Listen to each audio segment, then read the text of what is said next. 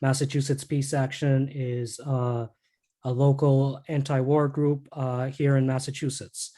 So today we are really honored to be joined by Dr. Sami Al-Arian. Dr. Sami Al-Arian is a community leader. He's an activist and an organizer. He was somebody who was persecuted by the US government for political reasons.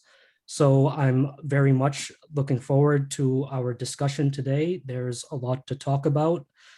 So we're just going to get right into it. Dr. Al-Arian, thank you so much for joining us today. My pleasure. Thank you for inviting me.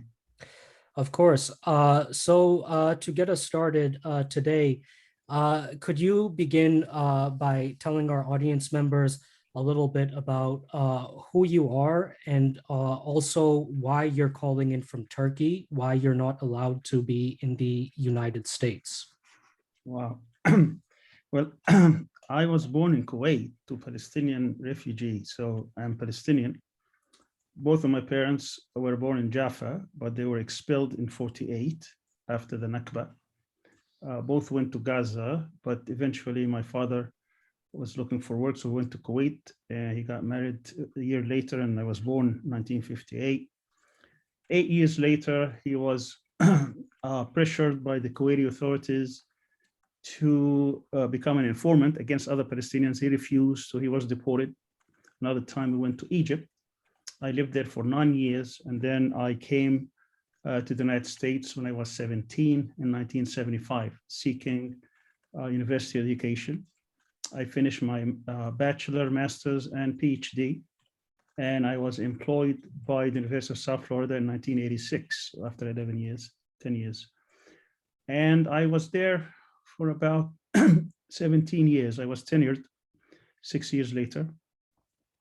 And throughout that period, I was very active on campuses, on community centers.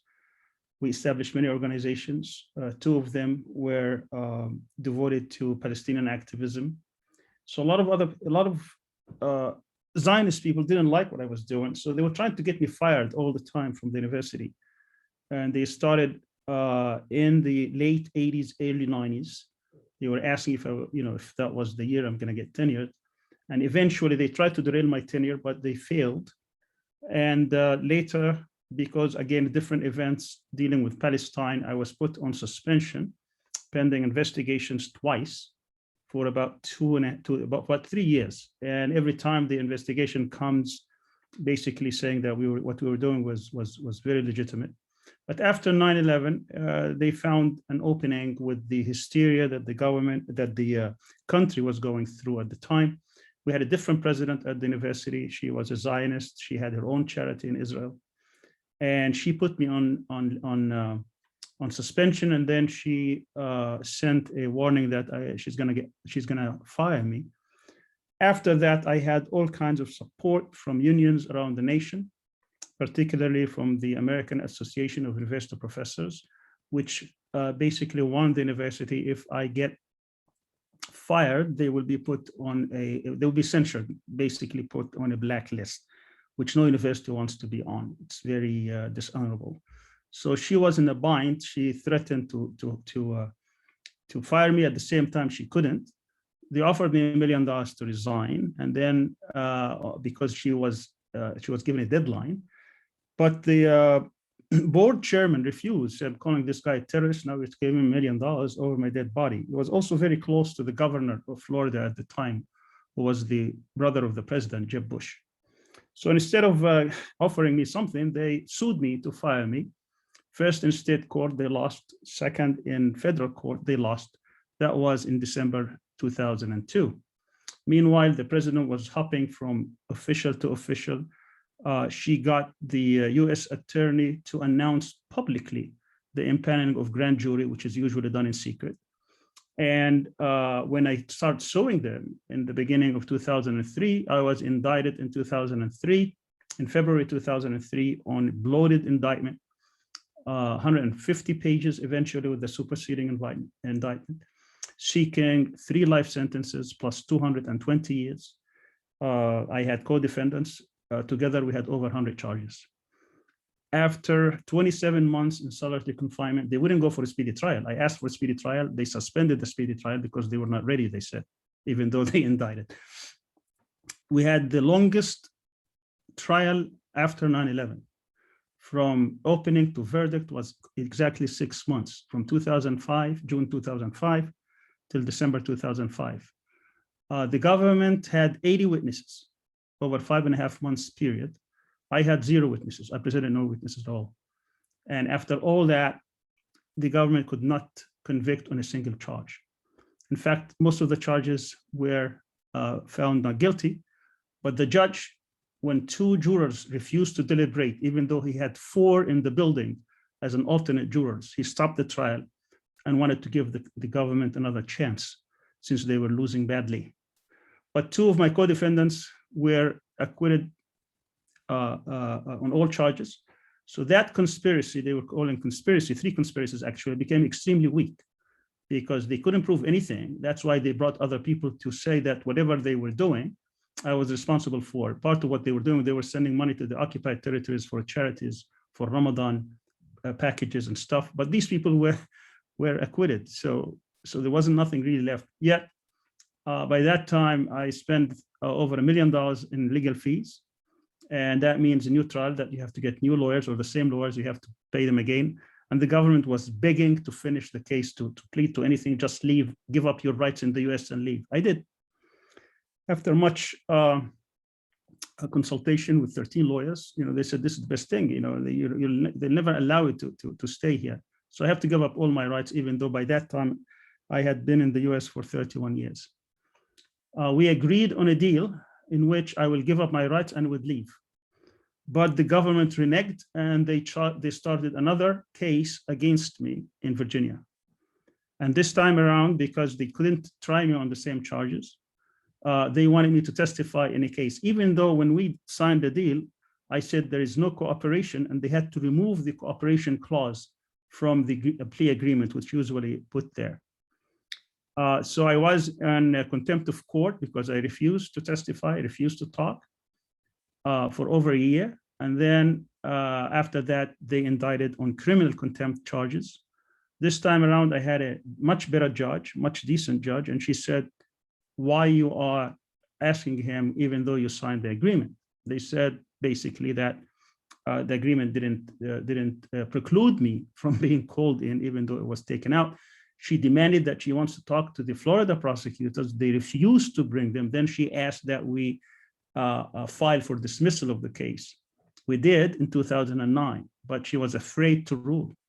So this is Virginia, supposedly rocket docket, but she wouldn't rule in 2009 or 10 or 11 or 12 or 13 or 14 for 6 years. The case is pending. She doesn't want to rule and she doesn't want to proceed because she didn't like the case. Eventually, the government gave up and dismissed the charges.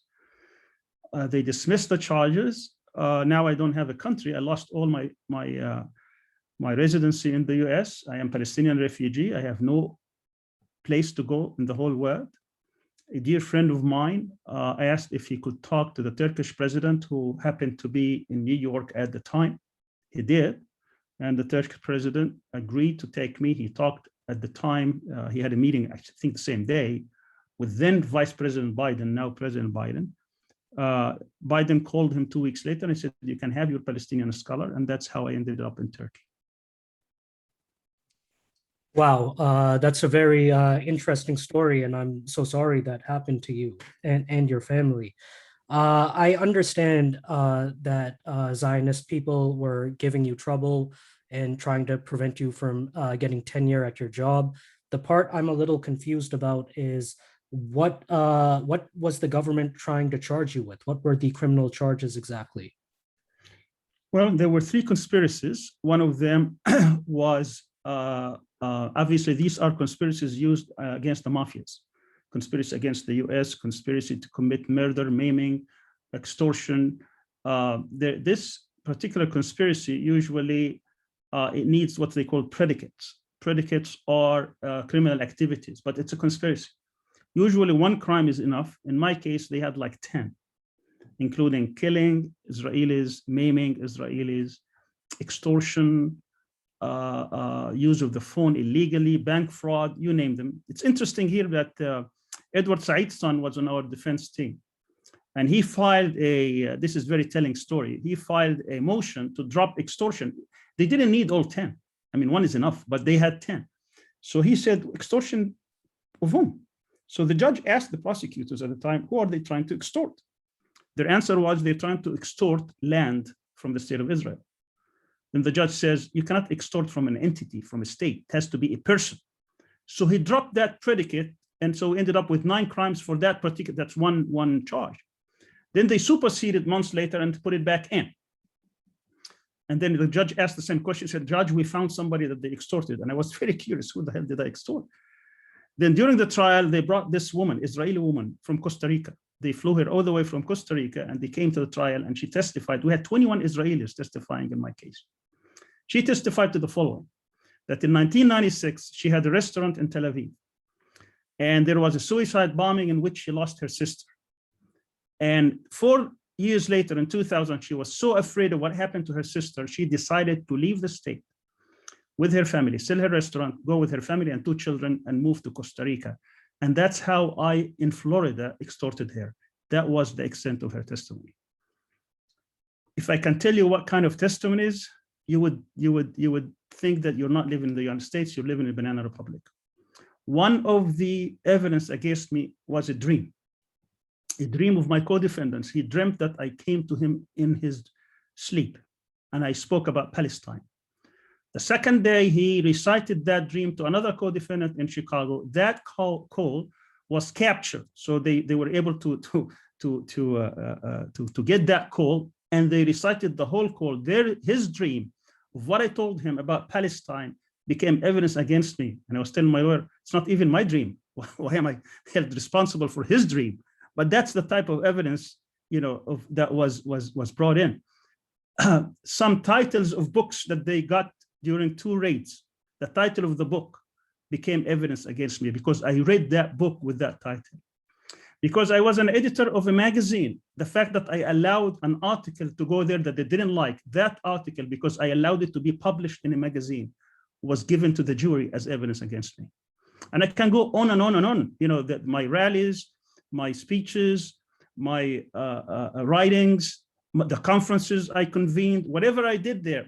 In one instance, it wasn't even me, it was one of my co-defendants, that he watched something on the website, or he surfed the website, and that thing, we fought for a month to exclude that, and the judge allowed it in. So and once you allow something that you saw in the website, then everything on that website you're responsible for, because this is the nature of a conspiracy. If someone does something, then if he becomes co-conspirator, whatever they do, everything they do, whether you knew about it or not, becomes evidence against you. So everything in that website that my co-defendant spent 2 minutes on, everything on that website, I became responsible for. I didn't even know that it existed. And that's what's so telling. Because one of the jurors was asked later, why did they acquit them? He said, because of the websites. And that was very interesting because the government was fighting to get it in. I said, what do you mean? He said, at the beginning, I thought he created it. And then I found out that he didn't even know it existed. And if the government goes that far to present evidence to convict these guys, I knew they were innocent.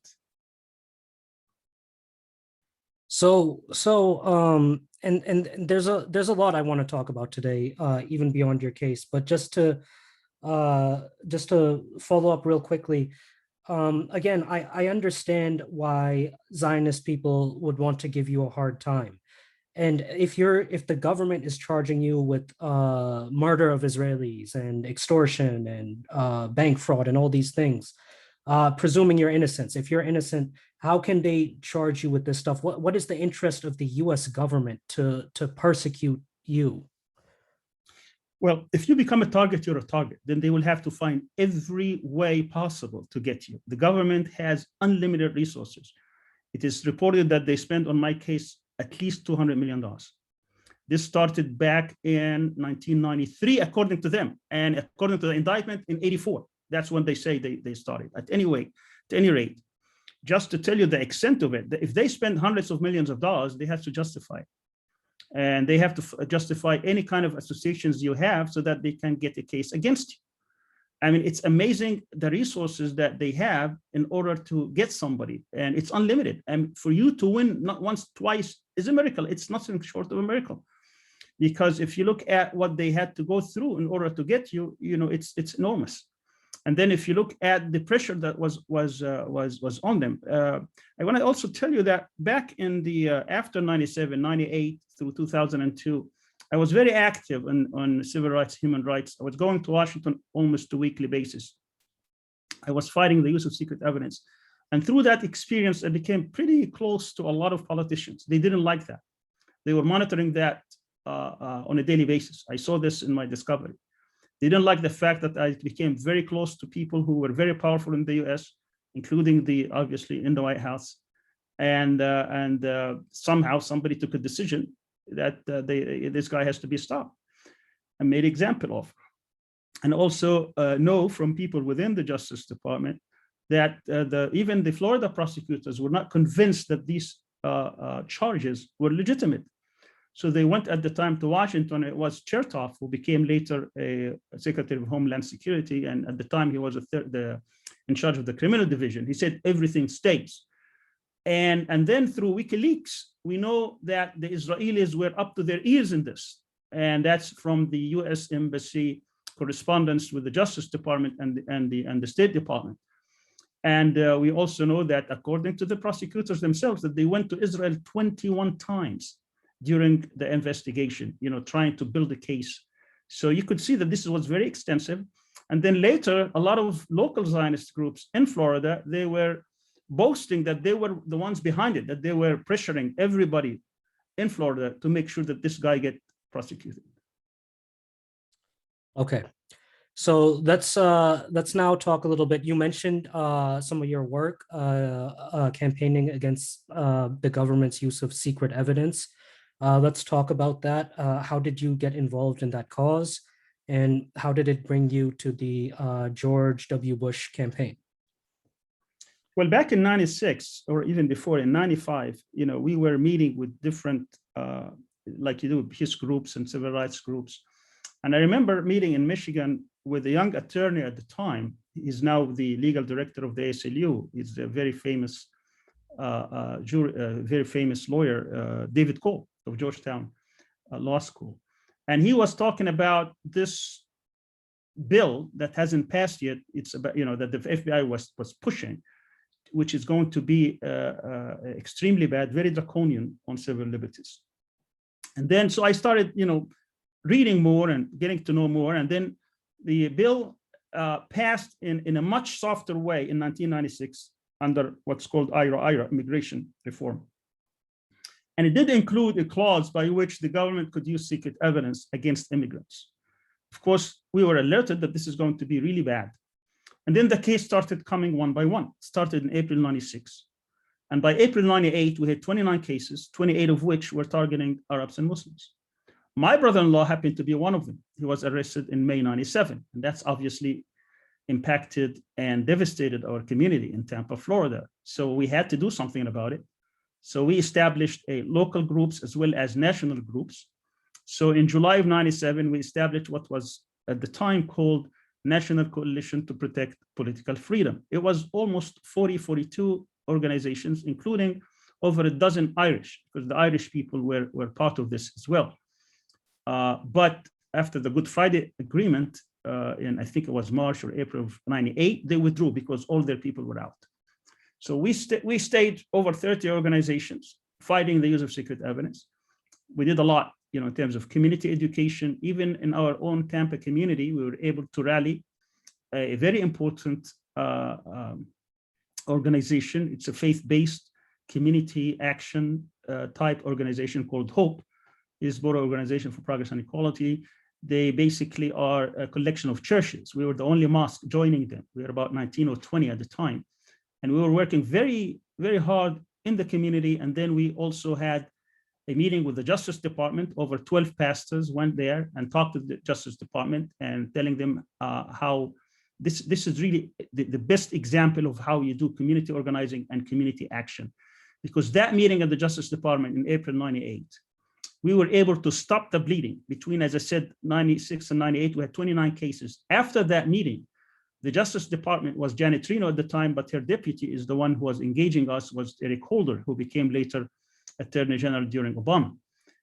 He sent a letter in July of 98 saying that we will no longer allow the district directors to allow secret evidence. That decision would be made at the level of the Attorney General or her deputy. And from then on, no other case was approved. So our case now is to get the people out. We stopped the bleeding, now we need to get them out of prison. So we started working very hard on the legal side, community, even the press, the media. We established in about 2.5 years over 200 articles. We generated over 50 editorials from the biggest, the biggest newspapers in the nation. It was a lot of work, but it's not going to solve the problem. You need to do it politically. So I approached at the time David Bonnier, who was the second-ranking Democrat from the Democratic side, and other people. Tom Campbell was the Republican, and we introduced a bill. It was called Secret Evidence Repeal Act, HR 2121.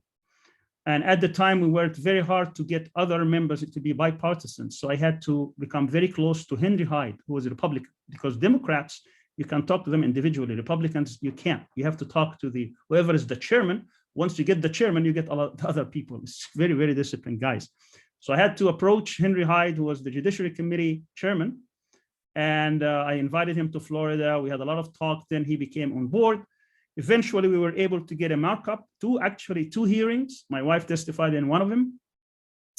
Just to tell you who was opposing this bill, on one hand, we had David Cole and the ACLU director at the time. My wife, her brother was a victim, and another victim. And on the other side was American Jewish Committee, American Jewish Congress, ADL, Anti-Defamation League, and Stephen Emerson. The FBI didn't even show up because they were embarrassed to talk about secret evidence. They would call it classified information, but everyone else now started to call it secret evidence.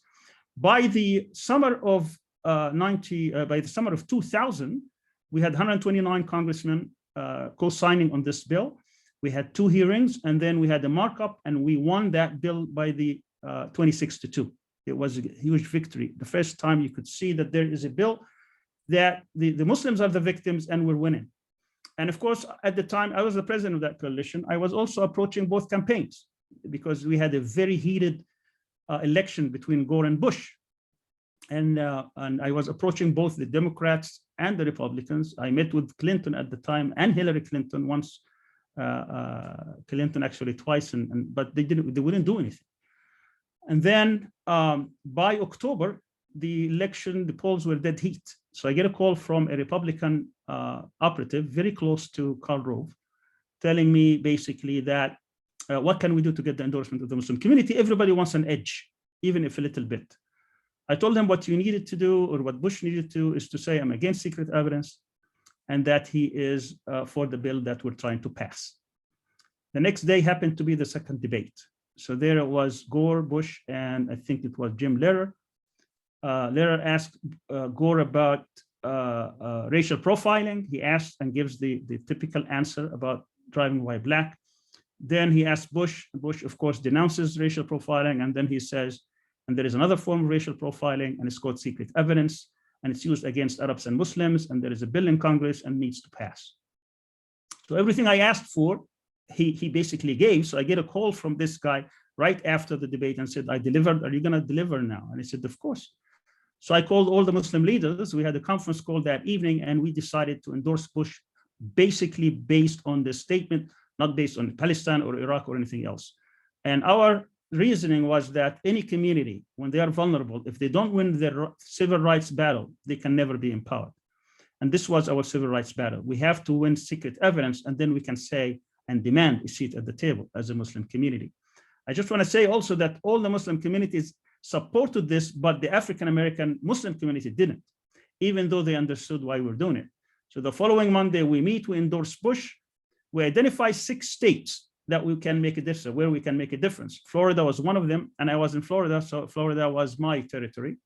So for the next 2 weeks, we campaigned very hard for Bush based on that statement, based on that endorsement. And he wins Florida by 537 votes.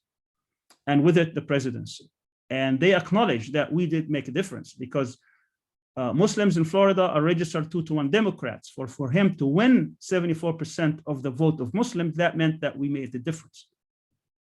They invited me to the inauguration. And on the eve of the inauguration, they had a small party in which, with the same office of that operative, and they had Newt Gingrich and all the Tom Davis and John Sununu thanking me for what we did. And now I said, you need to deliver on secret evidence. And so we engaged the White House. So by August, I get a call telling me that they decided after study that they will do away, they banned secret evidence. And they asked all the Muslim leaders to come to the White House and celebrate. That day was 9/11. Wow.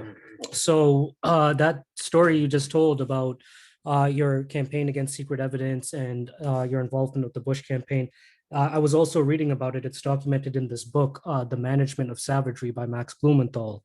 I think he interviewed you. And the impression I got from reading the book and from listening to you now is that,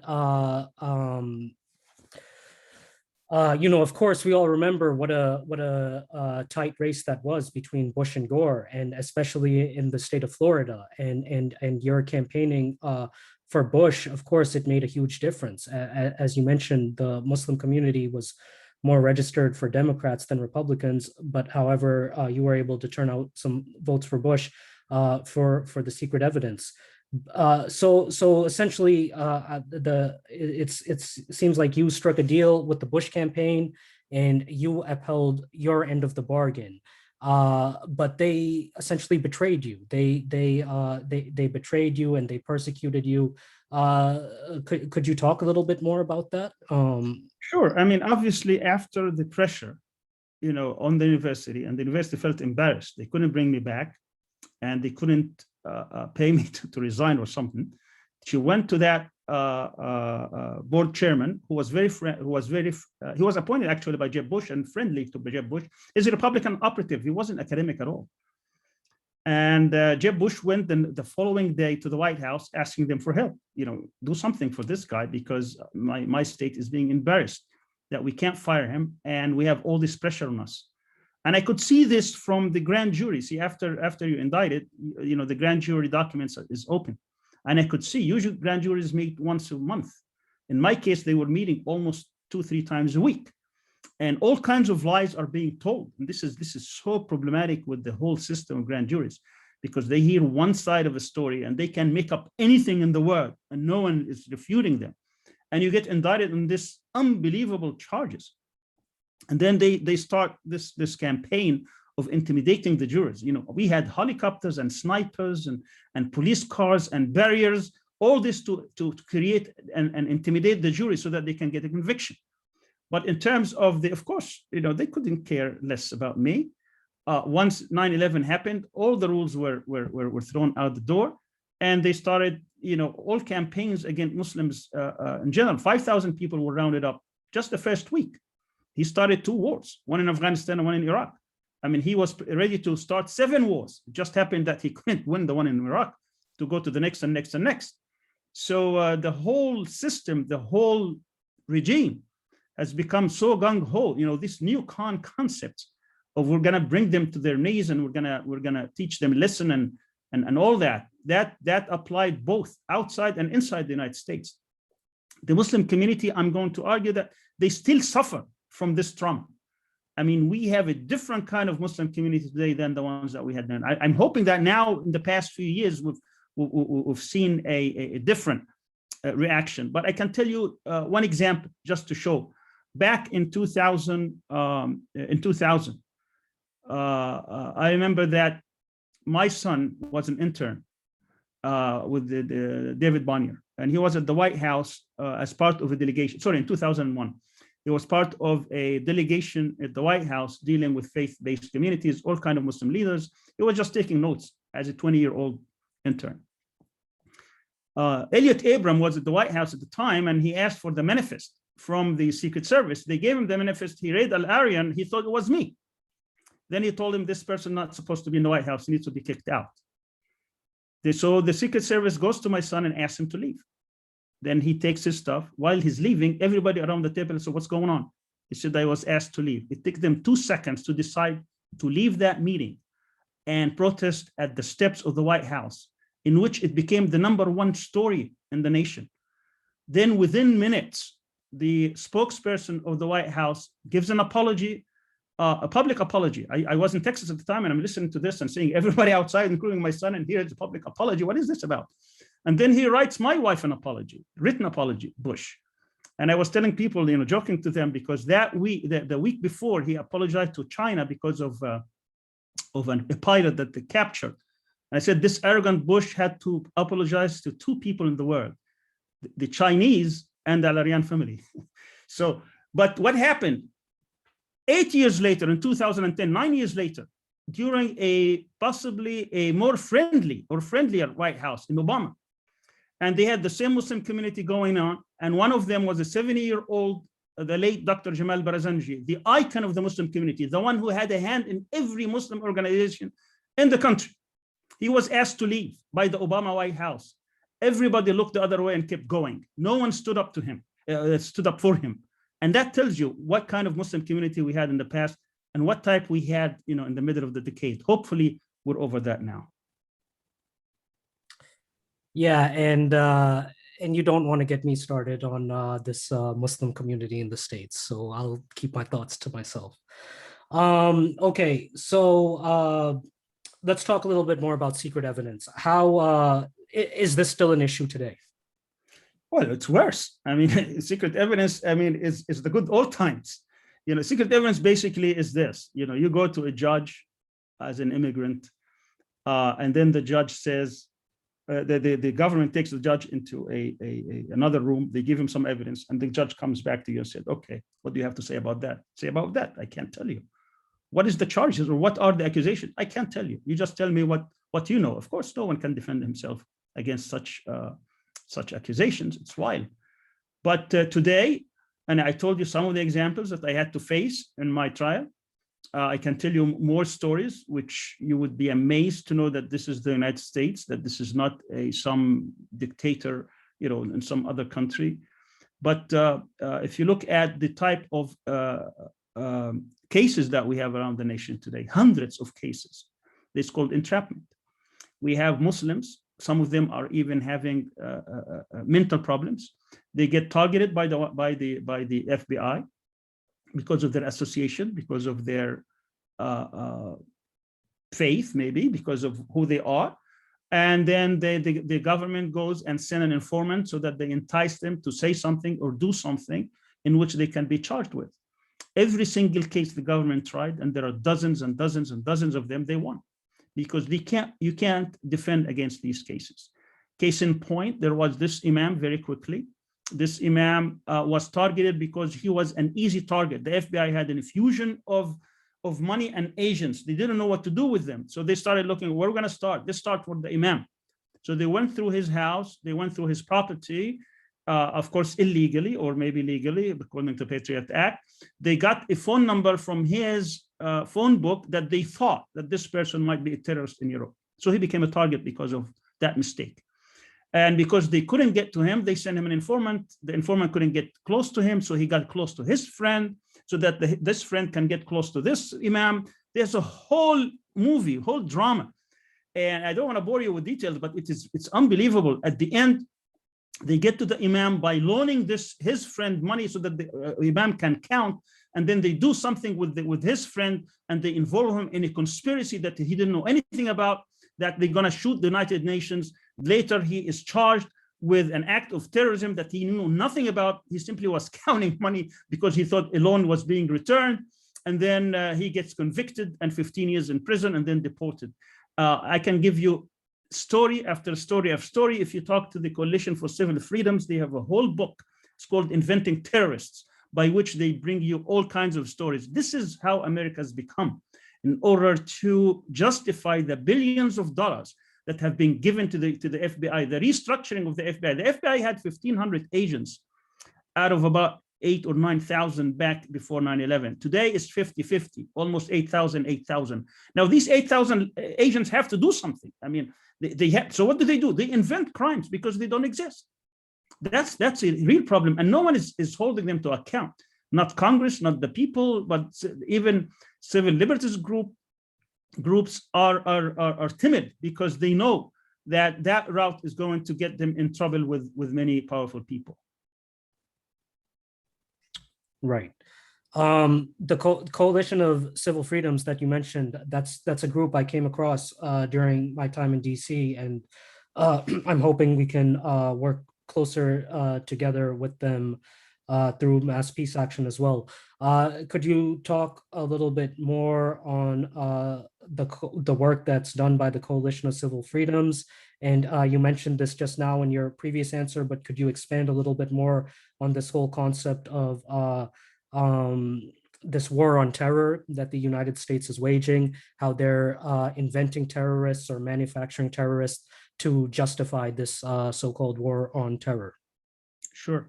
I mean, after 9/11, obviously there were dozens and dozens of cases. My case is the exception. To win is an exception. Most of these cases, the conviction rate is over 95%, 98% sometimes. So we have a lot of innocent people, a lot of political prisoners in prison today. And the Coalition for Civil Freedoms, the main purpose is to support these people, or support their families at least, or try to talk about their cases and try to see if we can revisit some of these cases so that they can be free. I mean, case in point was Ali Tamimi. Ali Tamimi, the case against him was by Kronberg, this vicious prosecutor who created the second case for me and who is creating many other cases around the nation. And he is a Zionist and is specializing in trying to disrupt so-called Muslim activism. Anyway, he got him because they targeted some people, and these people said that they had a Chinese dinner with him one night and that he gave him a fatwa after 9/11, 5 days after 9/11, in which he told him, when they asked him whether they should go to Afghanistan if the United States goes, and he said, he gave them a religious fatwa, you know. It wasn't clear even what that religious fatwa was. Nevertheless, they charged him with a crime of urging these people to go and fight the United States. And because one of them actually, or two of them went there, stayed for a week, and they shot some rounds and came back because they used guns, it became a much serious crime in which they used a 19th century sedition act. He was convicted. His whole indictment is 15 pages, all right? Mine was 150. He was sentenced to life in prison. And of course, because the government lied on the stand, and because the government was trying to use Anwar al-Awlaqi to get him months before, and they didn't mention that, eventually he was released last year under the thing about Corona, but it wasn't, of course, Corona. It was because the government mishandled it. But going back to the question about the different cases, we have manufacturing charges, as I said, entrapment charges. We have the issue of Ahmed Abu Ali. Ahmed Abu Ali is a Palestinian. He was the lectorian of his class. He was 22 at the time. He decided, instead of going to the highest or the greatest universities here, he decided to get a degree in Islamic studies in Saudi Arabia. His phone was found with someone, so he became a target. His phone and name was given to the Saudis. The Saudis tortured him. They took him from the exam, literally while taking an exam. He was subjected to a torture for 1 month. At the end of the torture, he said, whatever you want. So he signed a confession, a 22-year-old in Saudi Arabia, that he was going to assassinate the president of the United States. Of course, during all his torture, the FBI was watching from a window behind. And they were convinced at the time that he was no danger and that he was not a threat. But his family made a mistake. Of course, you wouldn't think it's a mistake being in America. They sued the government to get him back. Then the government retaliated by bringing that signed confession under torture that he was going, and they charged him with trying to kill the president of the United States, to assassinate the president of the United States, Bush at the time. He went through a trial. He was convicted, got 30 years. The government wasn't satisfied. So they appealed the case, and now he's sentenced to life in prison based on this false confession under torture. Now, I want to tell you why Muslims are being targeted by contrasting this to another story. This story is by another person This person was actually a veteran from Iraq. Remember, Abu Ali was 22. This guy was 26. And he, in 2009, 2012, decided to assassinate Obama. So he actually went and bought bombing material worth, according to the government, $87,000. And he recruited in Georgia, and he recruited some people, some of his friends, into this plot. Eventually, one of his co-conspirators got cold feet. So he went and told the government about this conspiracy, that they were about to kill the president of the United States when he comes to Georgia. They arrest him. He confesses, take him to the judge. What do you think he got? This is a guy who actually had the conspiracy. He confessed to it, bought bombing material worth $87,000. He got 5 years. Ahmed Abu Ali got life. The judge argued that he's going to give him light sentence because he has a whole life ahead of him. He was 26. Ahmed Abu Ali was 22, but he meant nothing to the US government, even though he is a US citizen, simply because his name was Ahmed and Ali. Is there any way to explain that discrepancy other than racism or prejudice? There is no other. How could you? I mean, it was alleged after torture. He was tortured. I mean, the signs of the torture are still on his back today. Okay, and we know what the Saudi is. We know what happened to Jamal Khashoggi. I mean, this is not a secret. It's the same people who tortured him. Why would it be any different? Yet they denied that he was tortured. According to the government, these wounds were self-inflicted, that somehow he tortured himself when he was in Saudi custody. That was their argument. And that's what the judge bought. And that's what they were told to the jury. And that's what the jury believed, believe it or not. Let's talk about this prosecutor, Gordon Kronberg, a little bit. As I was telling you earlier, I was at an event yesterday in support of Julian Assange, and Julian Assange's father and brother, John and Gabriel Shipton, were there. They spoke about this prosecutor as well, Kronberg. He was also involved in the Julian Assange case. And I didn't know until you said today that Kronberg is a Zionist. So my question to you was going to be, somebody like this guy Kronberg, why is he giving these innocent people such a hard time? Is this ideological from Zionism? Is it careerism, that prosecuting people like you will help his career advancement? So what's going on here? There's no doubt in my mind that he's ideological. I met him before. He prosecuted me. He started prosecuting me in 2006, bringing me, and between 2006, I was in prison until 2008 on contempt, and then from 2008 until 2014 on house arrest. But I got to meet him back in 2002. It was a conference that one of the Muslim organizations was holding, in which the FBI director at the time was coming. It was, what's the name of the guy who did he escapes me now, the former FBI agent, the FBI director who did the Trump report. What's his name? Robert Mueller. Thank you, Robert Mueller. Yeah, Robert Mueller was speaking at the time, and he was coming with him. And then one friend, I didn't know anything about him. He said, "Let me introduce you to this guy." And then when he saw me, he said, I'm not going to shake hands with someone with blood on his hand. He was telling me at the time. I was surprised he would speak to me. He came later apologizing and telling that he was out of line and that he should not have said that. And then he started telling me that my case was at the highest level of the Justice Department. This is back in 2002, when the when the university was trying to fire me. And that if through him he could help me getting some relief and this and that. He tried to call me a couple of times, send people a couple of times to get me to say something to him. Of course, I wouldn't. But it was very clear to me that what this guy was trying to do. He was trying to get me entrapped somehow so that he can get me. And then he was dropped to other acquaintances that I know, that how he's going to get me one day. So I mean, his Zionism is not is not hidden. I mean, it's and then when I was arguing, my lawyers were arguing about bail. You know, I had been in prison at the time for 5.5 years. We're arguing bail since they are going to go through another trial. And the judge was inclined to give me bail, and then he started giving all kinds of things, which are, you know, you can find them in the newspapers, what he was saying about me and about my daughter and things like that. And that time, the judge actually stood up to him, and he said he was totally out of line. But his Zionism is very well known. It's not hidden, and you can find it with many cases, not just in this one, including Abu Ali, by the way. He was also involved in that one too.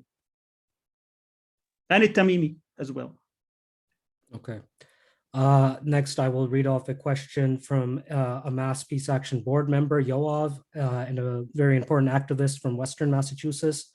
Yoav is asking, can Dr. Al-Arian talk about the recent war on Gaza?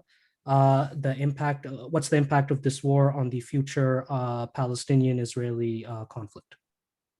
Sure. I mean, the immediate reason for this, of course, is that for weeks, settler groups, you know, very extremist groups, whose goal is to build a temple in place of Al-Aqsa Mosque, which is the third holiest shrine in Islam, very, very holy, not just to Palestinians, to Muslims around the world.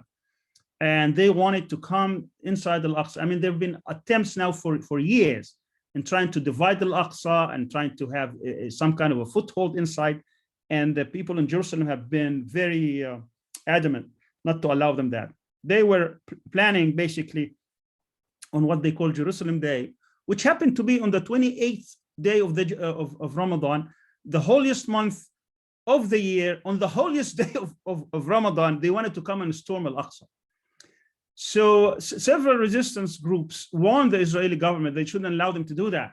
And if they do that, there will be a response. They will not let it go.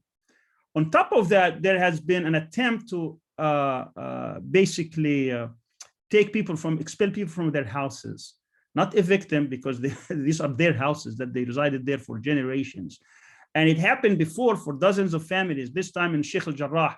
Sheikh al-Jarrah is a neighborhood outside outside the Al-Aqsa Mosque in Jerusalem.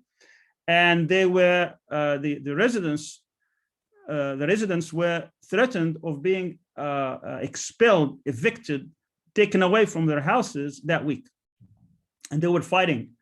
And so all these culminated on this resistance, by which eventually the resistance starting saying, okay, if you don't stop these actions, if you don't stop the evictions, if you don't stop the settlers coming to the Holy Mosque, we're going to respond. And this time the response was very heavy, and you know, hitting Tel Aviv and the airport. They basically paralyzed Israeli society. It's not how many people they killed, that didn't matter. What happened is that the whole economy, the whole country stopped operating. After 11 days, they gave up, and they said, okay, they were calling for a ceasefire. More than the people of Gaza have been under siege now for 14 years, 4 wars, thousands of people have been killed, including hundreds and hundreds of children, this time 66 children. Back in 2014, over 500 children were killed by Israeli bombs. By the way, American-made, American-paid for bombs. So America is complicit in this. America is not a bystander. It's not innocent. They are part and parcel of this suffering, of this miserable life that the Palestinians have to go through. Yet, when Palestinians responded, even though the response may not come to the point where you have pinpoint guided missiles, but they were able at least to tell the Israelis that you're not going to get away with what you're doing.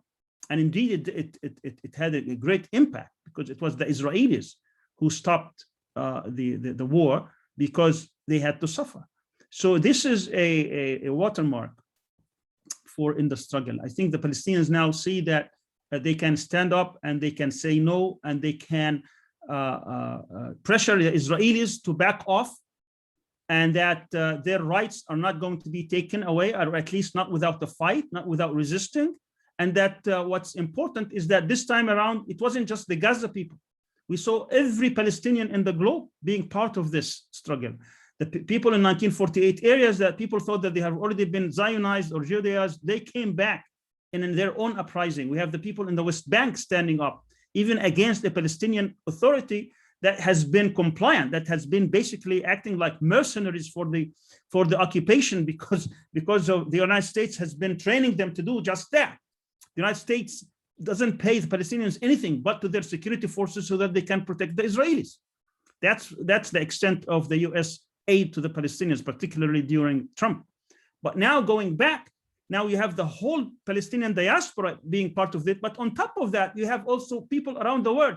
Palestine has become the icon struggle for the world, for the liberation of every struggle, for every suffering person, for the Black Lives Matter and for the Blacks and African Americans, as well as for the Latinos, as well as for any persecuted community around the world. Palestine has become the symbol. The same way the struggle against apartheid South Africa in the 80s became a symbol for the worldwide struggle against hegemony, against exploitation, against unrestrained capitalism and all that. Today, the Palestinian struggle is that symbol. And I think the Israelis now, for the first time, they see themselves as being the villains, as being the ones that they have to defend themselves and do something about their image that has been shattered around the world. In this recent bombardment of Gaza, as far as the political culture in the U.S., do you see any sort of meaningful shift in the political culture here, and people being against the occupation and against the U.S. supported the occupation, or what are your thoughts about the U.S. political culture here? Certainly among young politicians, we see that shift. I lived in the U.S. 40 years, so I've seen a lot, in my life. But what we're seeing today among young politicians is unprecedented.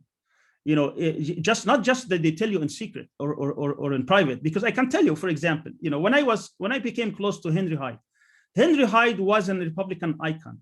Henry Hyde was the chairman of the Judiciary Committee in between 1996 and 2000. Then he became the chairman of the International Relations Committee.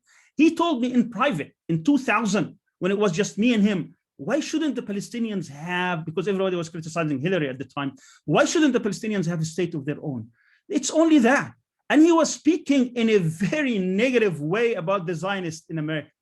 I mean, I was amazed with the language that he was using. I thought it was even bordered on anti-Semitism, the way he was talking. Yet, when he became the chairman of the International Relations Committee, he was totally against Palestine, totally against Palestinian statehood, totally against any rights for the Palestinians, and backing Israelis all the way because of the political pressure. But today we see politicians who are willing to stand up and challenge that power. Ilhan Omar, Rashida Tlaib, Jamal Brown, all these people who have been, willing to stand up and say, Bernie Sanders and others. And I think this trend is going to continue. It's not going back. And I see young people today on campuses by the thousands, including many Jewish Americans who are breaking off from the Zionist and the grip of the Zionist lobby. That's a huge transition. That's a huge sign of what's coming. And I think they are in trouble. And I think a lot of people were talking about this. Peter Baynard was talking about this, years ago, that they cannot stand with an apartheid regime, even if they cannot stand for Jewish supremacy. If they can't stand for white supremacy in the US, how could they stand for Jewish supremacy in Palestine? They would be contradicting themselves. Any person who values life, who values civil liberties, who values civil freedoms, who values decency, he values dignity of humankind, cannot stand for what Israel is doing today. It's pure and simple. But somebody like Trump, who doesn't care about any of that, he will stand with them. So the next battle really is, who are you going to be with? If you're going to be with those who want supremacy, who would like whether white supremacy, Jewish supremacy, or whatever other supremacy, then you will be among the losers, because history tells us that the people who champion these kind of trends, these kind of ideologies, lose. Right. I have more questions, but I also want to give people listening a chance to ask questions. So if anybody does have a question, you can put it in the chat and I'll keep an eye out on that, or you can use your raise hand feature. and I will call on you. All right. So another question I have to ask is, you being in Turkey and you having, I don't know where exactly all your family members are, but I know some of them are in the US, children and grandchildren. How often are you able to see them? How often are you able to be with your family? I see them luckily every summer except last summer because it was Corona. But all of them live in the United States. All of them are American citizens. I'm proud of all of them. All of them are contributing to society, whether in academia, in the media, in civil rights and freedoms, in film. You know, all of them are very active in different professions. I'm very proud of them. I love them dearly. My wife too. She's an American citizen, so she goes back and forth, visit them to see. I have 5 grandchildren, in which I can't wait every summer to see them. But I also see them through technology. So we have a question here in the chat, and I will read it off to you from Siddhartha. He is asking, does Dr. Al-Arian see any parallels between his experience and the targeting of Chinese professors in US universities? And does he think Assange, if extradited, might face capital punishment? Well, for the first question, certainly it's a political case. My case was very political in nature, completely political from start to finish. And I think the targeting of Chinese professors is the same. You know, before there was the Iranian professors, and before that, there were Jewish professors, and before that, you know, African Americans. And so every time there are some targets, and they are targeted because of political reasons. And that's why, you know, we stand up against this kind of targeting of people. I mean, it happened before in the Red Scare and in the McCarthy era and the civil rights era. I mean, we keep repeating the same mistakes, thinking that somehow when we target people because of associations or political ideologies or beliefs, that somehow our society will be better, the American society will be better. But of course, it's not. It's the opposite. So yeah, I mean, it's a political case, and this is how I see them. In terms of the other question, which was what?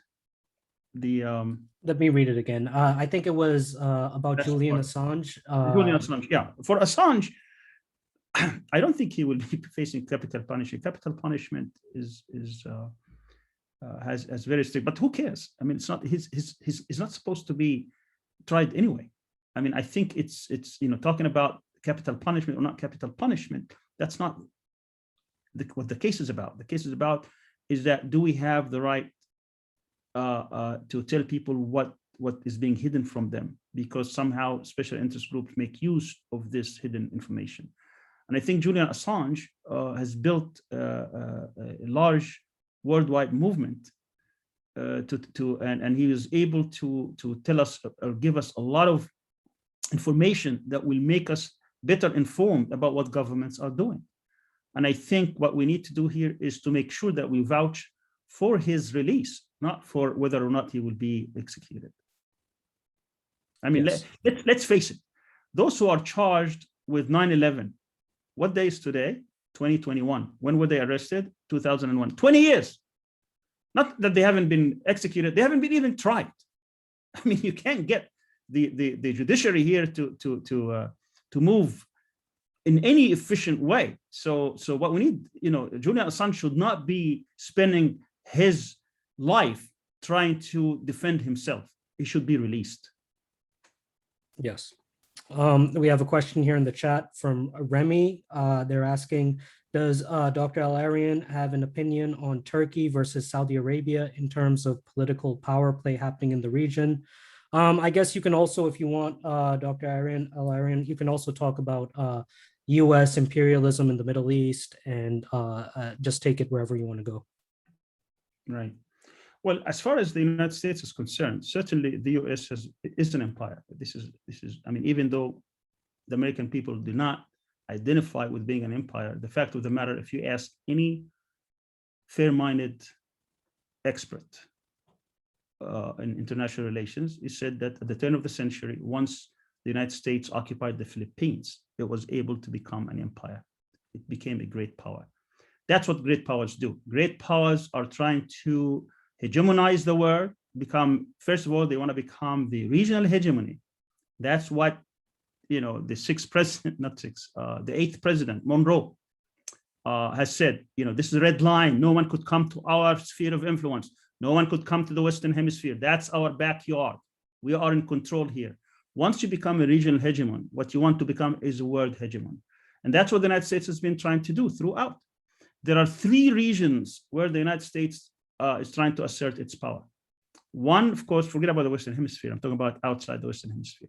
Europe, the Persian Gulf, and East and Southeast, China and the Pacific. During the Cold War with the Soviet Union, the order was Europe 1, Persian Gulf 2, and East China or East Asia 3rd. Now, with the competition with China, it's reversed.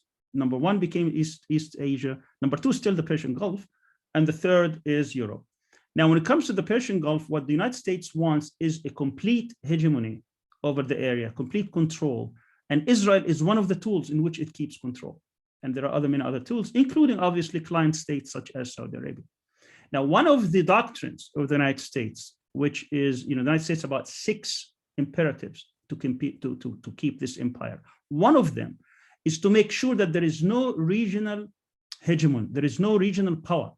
And when that happens, when there is a powerful country, any part of the world, the policy is to create what they call balance of power, to create another power to balance it, so that power would never become hegemon, because once they become hegemon, that means they're going to compete with the US, not in the region, but even outside. And they don't want to allow it that.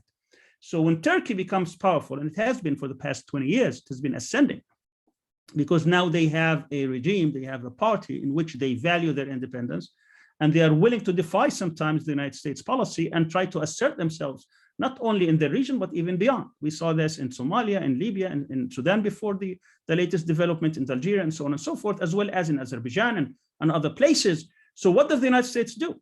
Now they have to create another power to check Turkey's power. Israel sometimes does that, but Israel is very much occupied with its own problems.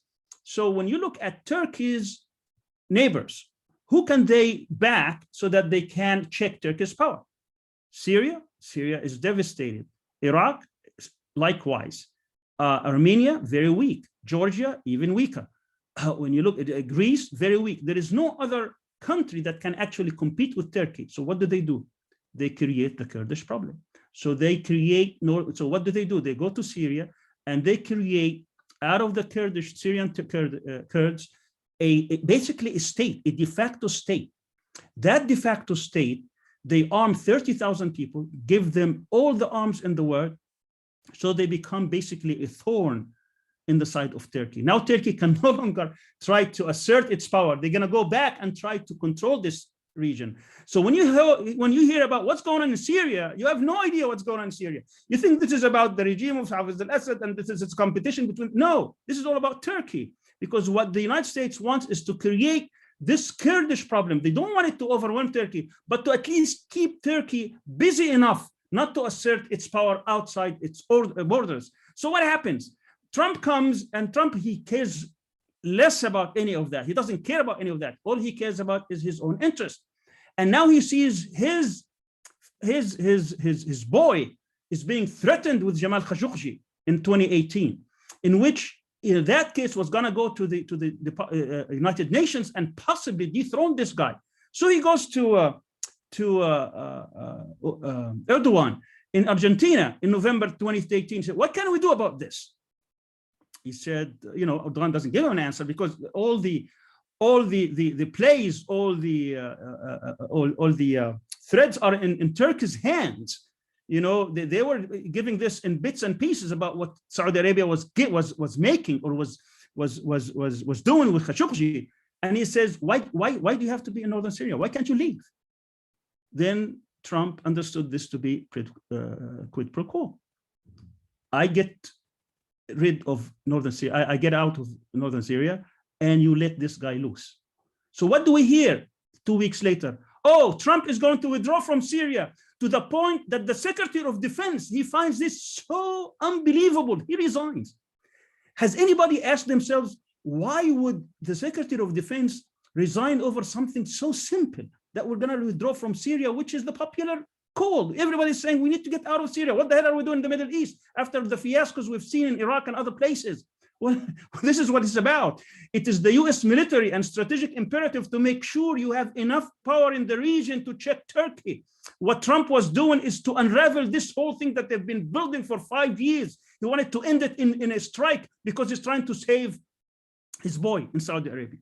You see how international relations work? It has nothing to do with any real interest. It has to do with the American hegemony and empire around the world. We don't want any other power in the world to compete with us. So we have to create problems. All these problems, the problems that were created in Ukraine, in Georgia, in Armenia, all these places are created by the US so that they can check other powers. How else are we going to check Russian power? We tried to push Ukraine. If they get busy with Ukraine, they will not think about pushing us. You can do the same thing for China. Why are they trying? Why everybody was so mad about what Trump is doing? Because what Obama has been building, these alliances in East Asia to check China. Now Trump came and just, is unraveling one alliance after the other, canceling one after the other. It's crazy from the strategic point of view. We're supposed to bring all these people around China so China cannot be a hegemon in East Asia. And if they're not a hegemon in East Asia, they can never compete with us in other places. That's such an interesting analysis and commentary. I haven't given much thought to the US policy in Syria in the context of Turkey. So I just found your comments very interesting. While you are in Turkey right now, what is your primary work right now? What are you working on these days? Well, I have a center called Center for Islamic Global Affairs. We do a lot of work, research, conferences. In the past 4 years, we had 9 conferences. 4 of them had to do with the Muslim world, 3 of them on Islamophobia, 1 on Palestine, and the second one will be in about a week on Palestine. And we're bringing about 60 speakers from all over the world to talk about Israel as an apartheid state. Great. For a group like Massachusetts Peace Action, who, as you know, we're very concerned about US empire, and we're also limited in terms of resources compared to our adversaries. What would your thoughts or advice? Sorry, I didn't get that. When you say we, who are we? Massachusetts Peace Action. Oh, okay. What would your thoughts or advice be to us in terms of pressure points in the US empire? Where do you think our group, Massachusetts Peace Action, can and should be working to lessen the impacts of US empire around the world? Very important question. I can't answer it in a couple of minutes, but the gist of it is the US is designed where change is very slow. It's designed as such, the federal nature of the state. It makes everybody so busy with their own localities, with their own thing, that it's very difficult to look beyond the community. But what we need to do is to change that paradigm. We really need to link up different peace actions around the nation. They have to work together in tandem. I go back, I was there under house arrest when the Occupy movement took place. It was a very powerful movement. It came in the aftermath of the Arab Spring. I mean, there were dozens and dozens of rallies of people around, basically squares in every city and town. Yet nothing happened. It fizzled because there wasn't a major theme. And it's very difficult to change. It's easy to change the constitution of a state. It's next to impossible to change the constitution of the federal government. So when we talk about the unraveling of the empire, you're talking about the federal government. You're not talking about state government. So you need action, across the nation. And for that to happen, then you have to address basically one thing and one thing alone, and that's the Pentagon budget.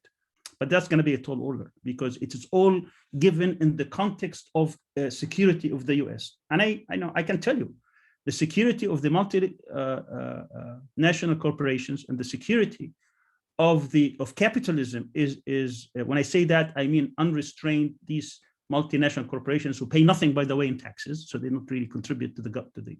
Yet The budget of the Pentagon is to preserve that status quo. I can tell you exactly what is the sign when you could say that the US empire is unraveling. Look no further than the dollar. If the dollar is no longer the currency of the world, that's the end of the US empire. And they will do everything in their power for that not to happen. The only reason you have an $800 billion Pentagon budget is because you can just print money and get away with it. The US government is the only government on the globe who can print money with no consequences. There is no other government that can do that. I remember when I was in North Carolina at the time in '85, when the 40th president of the United States was Ronald Reagan. That's when we reached our first $1 trillion debt. Remember, from President 1, Washington, to President 40, Reagan, we accumulated $1 trillion in debt.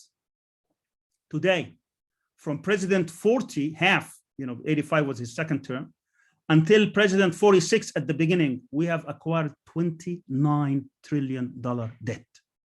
That means the US government printed $28 trillion more with no consequences. How can you do this with 2% inflation? Why? Because the dollar is the currency of the world. That's like, and how can you maintain the dollar to be the currency of the world?